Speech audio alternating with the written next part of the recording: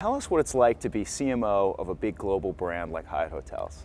It's great. I mean, I think the hospitality business is a fascinating business, a complex business, but a fascinating business. And if you like people, it's a great business to be in because you get to touch your customers every day. Absolutely. How has the mobile device changed your business? The reason it's changing things is it's changing consumer expectations.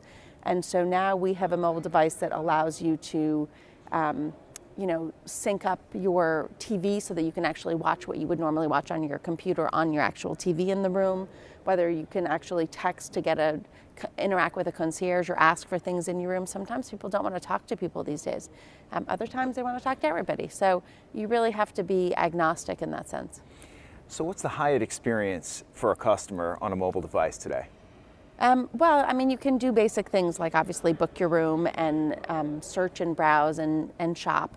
But I think we're increasingly trying to find ways to create stickiness, right? So I think the best mobile devices actually take out a pain point and make things more seamless for you. And those are the things that we're testing. Mm-hmm. So it sounds like a lot of what you guys do is make the Hyatt experience better for your customers and more seamless for your customers. Do you think that's a big part of a CMO's role?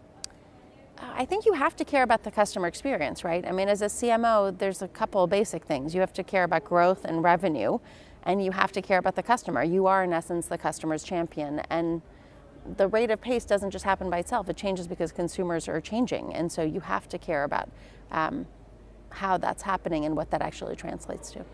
Okay, so this is one of my favorite questions. You have this role that people dream about, that a lot of young women would aspire to in their careers. What advice would you have for somebody who's just getting out of college or just getting into the business that says, I want to be just like her? My big line for when I talk to young people, whether they're women or men, is that if I can do it, you can do it.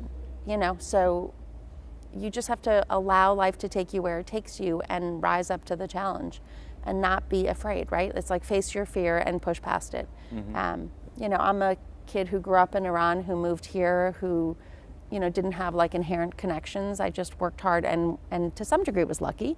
And I just sort of pushed past it. So for me, it was all about not seeing the obstacles.